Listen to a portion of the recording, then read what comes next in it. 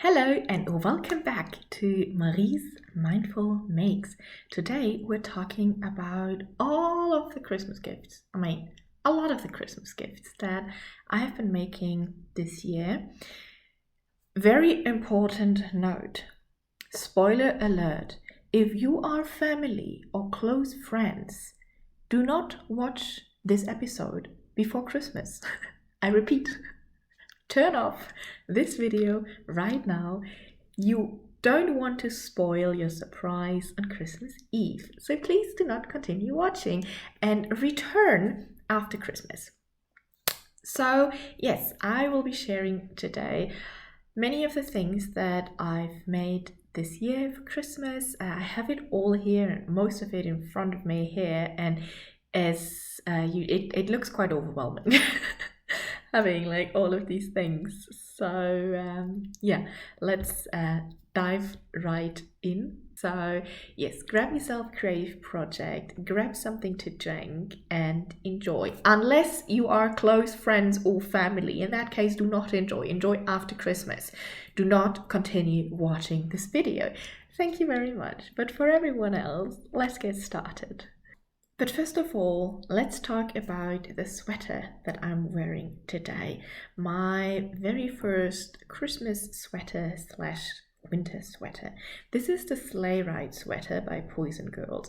For a few years now, Poison Girls has been bringing out a Christmas or festive sweater each year, and they're all absolutely beautiful. But when she released this pattern last year, I was immediately set on knitting it, and I did have this blue yarn by Lily Kate Makes, it's Access by Lily Kate Makes, in my stash, so I knew I wanted to knit it. Just last year it didn't work out with the timing, but this year I started in September, so I got it ready in time to wear for the festive season.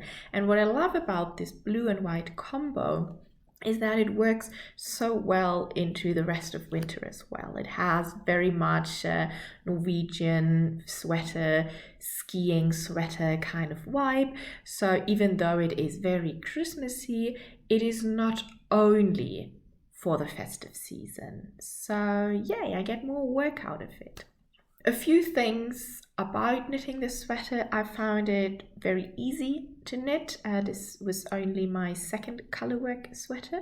It's a round yoke, as you can see, and I know that there are a lot of people who have fit issues with round yokes, this sweater included, and I think that's just because of the nature of a round sweater. So for me it works very well because I have pretty broad shoulders in comparison to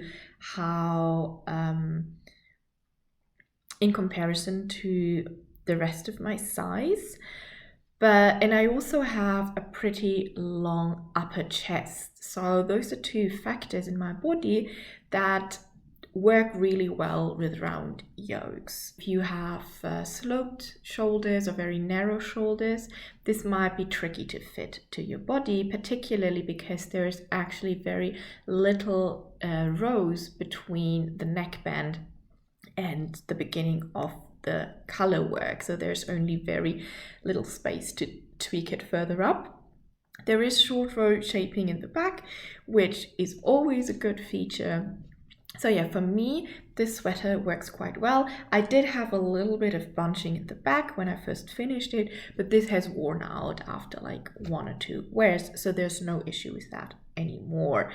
And the only thing that I've changed about this sweater is that I decreased at the side seams at shorter intervals, because together with my long upper chest, I actually also have a pretty narrow waist. So that's just, it's a standard alteration for me in knitting patterns. I'm very happy with this sweater. I'm definitely gonna take it home with me for Christmas celebrations and for the new year. So yay. But let's start talking about Christmas gifts, because we have a lot to talk about and I don't want this episode to last forever. One of the things that I really love about Christmas is the touch of whimsy. I've really enjoyed already in past years to get all out with cute little decorations. This year I did not have so much time for cute little ornaments, except for a tiny Christmas sweater that I knitted for my own decorations, but I certainly carved out time to make adorable toys. So let's get started with this little bunny. So yeah, for the past years, I've always tried to make at least one stuffed animal a year for somebody to get, and I really love this bunny here. Like, this hat is so cute. She's also cute without the hat, but the hat really gives it an extra. This pattern is by an Etsy seller called Jane's Magic Crafts, and it is really magical. The pattern comes with the instructions for the bunny. You can see it's like she's sewn on, so it's pretty easy construction here, and then hand sewn. All of the other limbs are hand sewn. The body is one full part. Then the pattern comes with the hat and with a dress or romper of choice. There's also the choice of having stand-up ears, but I really liked the floppy ears. And the cardigan is just something that I freestyled myself. Speaking of knitwear, of miniature knitwear, I did also knit this sweater for a doll. I think it is going to be a pretty oversized fit, designed for a 46 centimeter 8-inch doll. This is the No Frills sweater doll size by Petite Knit, and I had intended to knit other of her patterns as well, but because the fit is so large, I first wanted to see how this sweater works on the doll before I go into knitting more. But it is really beautiful, and I think it will fit the doll nicely either way. But I mean, this looks more like a preemie baby size for me. But yeah, let's see how it goes. There are other doll patterns that I made, not knitted but sewn, and they will definitely fit. So let me show you some of my very favorites here. First of all is this romper, which I think is just so very cute. I added a little tag here that was gifted to me. It says Play Pole, you can't really see, but it closes in the back with Velcro, which I think kids always like the best, especially the smaller ones. And then I've been using a few of the Peony doll patterns, and I am absolutely in love. So we have this dress here with a little Peter Pan collar. It also closes in the back with Velcro. We have this one here, Peter Pan collar, and then it has those contrasting pockets. I mean, excuse me, how adorable is that? And we have this summer dress with a very nice square kind of back. So this is something that will be so nice for summer wear. All of the fabrics I bought together with a friend at Tulpestoffe in Berlin, which is a really beautiful store that specializes in Japanese fabrics. So these are all from the remainder box, but it's absolutely enough for beautiful doll clothes. But other than that, doll clothes, of course, are a perfect palette cleanser, and they work so well with leftover fabrics. Yeah, I just always love making those doll clothes. With the Peony dress patterns, the fun part is that all of these dresses actually also exist in child sizes, so you could make your child and your doll matching dresses if that's what you wanted. I mean, again, I have to show you this dress. I mean, this is just so amazing, like with the collar and then here, and it's also I mean, those dresses are fully lined. Like, they are, like, the construction of these dresses is just so professional because they're based on those children garments, and it really shows. And that's already it in the toy department this year. Not too much going on, but let's not waste any time and move on immediately to the accessories section. Okay, let's get started with a quick little something that I just made to give away to friends. Scrunchies. Who doesn't love a scrunchie? So these are talking about palette cleanser. These are really, really great for leftover fabrics. And yeah, I'm just gonna give these to my girl friends, whoever likes to wear a scrunchie. So I think these make really nice little attention. I also have, I don't have it here right now, but what I also made is plum cinnamon Christmassy jam, which is also going out to friends. I also, speaking of small things, I also think that Sophie scarves are always a great thing to make. I actually made these without a specific recipient in mind, but just yesterday recipients appeared. So these will be gifted away. And yeah, I know that the Sophie scarf crave is a little bit over maybe, but I think that little scarves are still so handy for the climate we live in, and I really enjoy knitting them because they're such a quick, mindless project for those odd leftover schemes. So I'll keep making them and I'll keep gifting them. One thing that I thought I'd be making many of this year was hats. In September, I set out for this Christmas to be the Christmas of hats, and I realized halfway through the first hat that I really don't like making hats. I mean, I kind of knew it before, but I realized once more this year that hats are really just not my favorite thing to knit at all. So instead of making the 5 hats I had intended, I got around to making 2. So I made this one for my nephew, who very much loves neon, but I have to say, I'm not like, I will not be offended if this is a little bit too crass for him. So if he decides that this is a little bit too neon, I'll be like, yeah, I get it. This is a yarn by Punk Rock Unicorn Yarns, which has really cool and funky dyes, but I thought it would be a little less pinkish, as in like this rose shade pink, and a little bit more fuchsia pink, but we'll see. This is the Stockholm hat by Petite Knit. Yeah, I hope he'll like it, but if he doesn't, I'll take no offense. And then the second hat that I knitted is a hat for my mom. It's, I don't know if you can see the stitch pattern. It has those little fake cables. It's the hibernal hat by Summerlee Knits. And it's, yeah, I really like the stitch pattern. I think it's really pretty, and it's actually very, very simple. And yeah, so I finished that one after the other one, and I was like, okay, that's it, no more hats.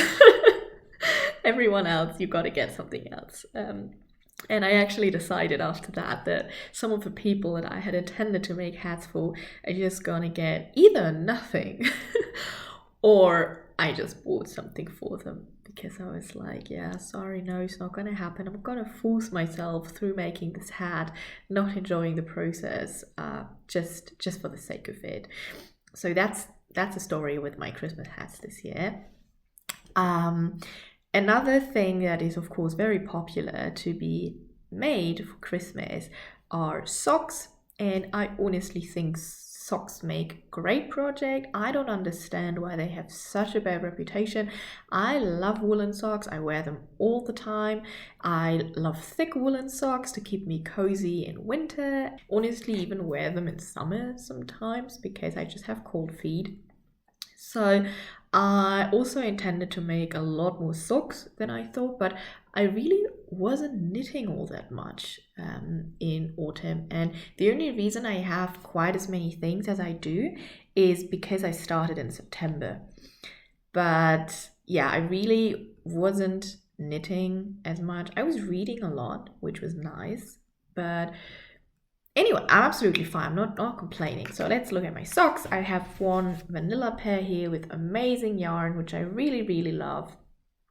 And then I have another pair that's half finished, but please keep in mind that it is still a week until Christmas. So these are actually, you can see the pattern so much better. This is the same stitch pattern as in the hibernal hat, but it's the hibernal socks from the same designer, Summerly Knits, and I think this is really, really pretty. And yeah, the second sock is in this state, but yeah, I've got time. I'm absolutely not stressing about this. I think, like, yeah, it's absolutely fine, and it will be really, really nice, and I hope my friend will enjoy this pair. And then a very last minute kind of creation is this oven mitt, because my mom posted in our family chat her very old and ugly and burnt oven mitt. It's like, by the way, if somebody of you still needs a gift for me, how about an oven mitt? And I of course already have something for her, which you will see in just a minute. But I remembered that Gertie of Charm Patterns put out this free oven mitt pattern a while ago, and it really isn't that complicated, and I was like, sure, I'll make one. And yeah, it has a really good size. It is insulated with wool batting, as you can also see in the quilting, and thermal insulation, so it really should be absolutely safe to use with hot items. And then, because I thought it would go very nicely, I also made this pot holder, but it is so wonky. Oh my god, I made this a little bit too late in the evening, and after this I was like, okay, I get it, I'm gonna go to bed. It looks a little bit like a child has tried to make something, but if you cover this part and then hold it far away, it looks nice. And it goes very well with the oven mitt. And then for probably my favorite accessory bit, we have the gift for my mom, which she asked for. So this is a Tasche voll Glück.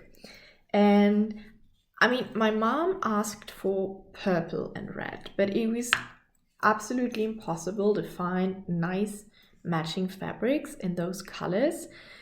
So I decided to go with this color palette because I thought the fabrics were so nice, and I think they fit her quite well. If you don't know this pattern, it is absolutely fantastic. It has so many little pockets. There is this pocket here. You have a pocket at the back side. Always nice different fabrics, of course. And then there's also a pocket here where I always keep my tissues. I have different little tags here. I added this beautiful ribbon when I bought all these fabrics at Spree Backmaking Supplies, which is my favorite backmaking supply in Germany, and she gifted me this cute little zipper. So I was like, okay, this of course has to go on my mom's bag because she deserves all of the luck. And so yeah, this goes here too. And what else can I say about this bag? I used batting inside to give it a little bit of a lofted look and also extra stability, which means that at some parts this actually gets a little bit tricky to sew. So I used a quilting needle for it, and then later when the quilting, when it was just too many layers, I went for a heavy duty jeans needle, which then worked. So yes, some needles were lost in the process of this making, but that's fine. And yeah, and of course I have all of these little happy tags, hip hip hurrah, and there's inside is a hello gorgeous. So yeah, I'm really happy how this turned out, and I hope that she'll enjoy it. I hope that the colors speak to her and the size and everything. So fingers crossed, because this is definitely one of the favorite things I made this year, and if she doesn't like it, I'll take it back. Done. Let's come to the big thing, the garments. And I really enjoy gifting garments for Christmas or any other occasion. I try to kind of talk with people before to not just start knitting into the blue and then hope they love it. So none of these gifts should be a full surprise, except for the biggest one. So my husband has been asking for a cardigan for quite some while, and I thought that this year would be quite the perfect time to knit him a cardigan because I was traveling a lot. So I had plenty of secret knitting time at my hands. I tried to take some videos here and there to go through to show the process of knitting this cardigan. But yeah, in the end, there was still some secret knitting time at home, trying to finish everything.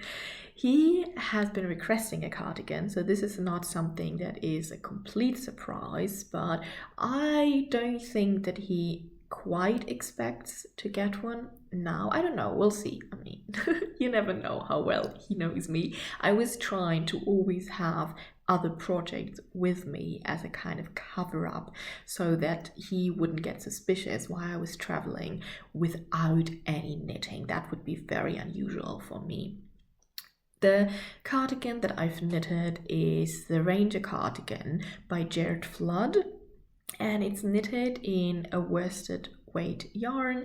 It is a very classic silhouette, and what I didn't like so much about this cardigan is that it is knitted bottom up, which always bears a risk if you cannot try it on, that it will just be too long or too short.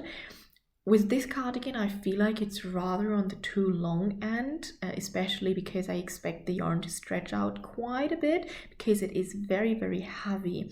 The sleeves were definitely too short in the original pattern, so I added a few extra centimeters there, and I compared it to a hoodie that he likes, and as the measurements are right now, unblocked and unworn, they're similar, so I expect that the cardigan overall will be a little bit longer, which is fine because it is a very thick cardigan and it will be worn over as a layering piece over other things as an extra outer layer. So I think it's fine that it's just like a little bit longer. Plus, it's a cardigan. Cardigans are nice if they're if they're long. It's always better if they're a little bit longer than for them to be a little bit too short. I think it looks really, really nice, very chic, very classy, so I hope that he'll enjoy it, and I hope that the yarn won't be too scratchy for him because he is a little bit sensitive. But yeah, he can always wear it over long sleeves. So let's talk a little bit about the yarn that I've used. I have a full ball left, so I can show you here. This is Wolle. Wolle is a German yarn brand, actually quite a young German yarn brand. And their concept is to only use German wool. They work directly with small shepherds across Germany in different areas of Germany who supply the wool, and then it is industrially spinned and taken care of and dyed. First of all, I really love this idea of having locally sourced yarn, supporting local shepherds, supporting just the local sheep farming industry, because sheep, if they are being held under traditional or kind of traditional circumstances, are really, really important and good for the environment. And I also love, as a German expat, to have a little bit of that sheepy, woolly local patriotism on my needles. So this is actually their Deichschafwolle. And I would say that my husband, even more than I, feels very much drawn towards northern Germany, where we both are from, but I wasn't born there. His family has been living in the same town, very close to the dikes, to the protective hills at the coast for much longer than me. So I thought that this was actually a really, really nice yarn to make him a sweater from. And I think blue is just a really good color because it goes with a lot of different garments underneath, and he has a lot of bluish kind of shirts and button-up shirts, etc. And it also is called Wolkenlos, which is a cloud-free sky. So I also really liked the name of that yarn. It is definitely rustic. You can feel the connection to the sheep. And you can feel the connection to the northern German atmosphere. But I think that first of all, it's going to bloom quite a bit when I block it, because in the swatch it definitely did. And it's also going to be softer with wear and wash. So I think that this is a really good yarn to work with. The only thing I have to say is that there were quite a few strands where the spin wasn't so very strong, and it just kind of came apart as I was knitting. So I definitely had to rejoin new ends more than I would have needed with only the bolt, because of the internal structure of the yarn. But it wasn't too bad. It's just something that occurred often enough for me to notice, but I can still fully recommend this yarn. Let's see how it behaves with wear and wash. And then for other garments, I made a Lulu slipover for the daughter of a friend. This is a petite knit pattern, and it is really, really cute and uses a very smart design for the side seams. This is actually a double knit button band. I didn't quite get the buttonhole making technique that petite knit suggests in her pattern, so I just went with my standard buttonholes in double knit button bands, and it worked just fine. Really like the buttons here. The yarn is Sandnes Garn something. So yeah, and this is, and the brother of this child has actually received a lot of hand knitted garments from me throughout the 2 years of his existence. And the sister has already very kindly been asking that I knit her something too, so of course I could not resist. And then for other garments, I've been again making a lot of t-shirts using Lotte and Ludwig, basic t-shirt for him. Most of these are for my father, except for the funky floral one. This is for my husband. The ones for my father are a little bit more plain, but not entirely. So we have here one with a nice little pocket. This purple one has a nice little tag at the side, just for some extra, just for some extra details. What's with the red one? Oh yeah, the red one has a little tag at the bottom, just like a little something. And then the blue one, I still need to get the right yarn to hem it, but it has this sticker, do more of what makes you happy, on the sleeve. And then this one is a Nerida Hansen jersey fabric, and it has this boom sticker here because it worked very well with the rest of the fabric. So yeah, that's it. Those are my Christmas makes this year. Oh my god, I have been talking for a while. Let's see how long this video turns out. I hope you're still with me. I hope I have not lost you halfway through. I am really happy with all of the things that I've made. It's less than I originally intended, but looking at it, it is more than enough, and I don't feel like I should have done more or anything.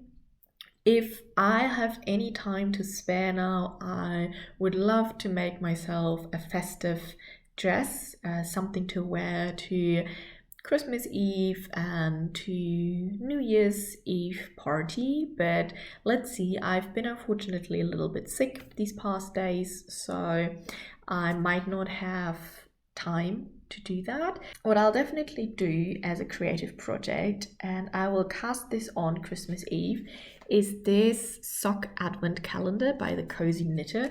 A friend shipped this to me from Canada and it arrived a little bit too late to be started as a Christmas advent calendar as it is supposed to be. But that's actually fine because I think I wouldn't have had the headspace and the free mind to actually enjoy these socks. So the idea is that every day of the Advent you knit one stripe. So I'm going to be knitting the DRK Everyday Socks by Andrea Mowry, which is a bottom-up sock, a toe-up sock design. And instead of doing 24 days of Christmas, I'm going to do 12 days of Christmas, casting on Christmas Eve and then knitting 2 stripes, probably both socks at a time until January 6th. And then this is going to be a little bit of a different advent calendar, but I'll actually be able to enjoy it. And I was so happy when I opened my mail and when I saw this, and I'm very excited to get started on them. And other than that, I wish you a very, very relaxing and creative and insightful, mindful end to the year. I hope that you get to avoid a lot of the stress that is often associated with this time, whether you celebrate Christmas or not. Either way, I wish you a really, really good end to the year and an even better start to 2025. I hope that you'll get out of these past 2 weeks of the year, of this past week of the year, what you hope, and that you're set for a really good start into 2025. And I hope I'll see you again next year. Take care. Goodbye.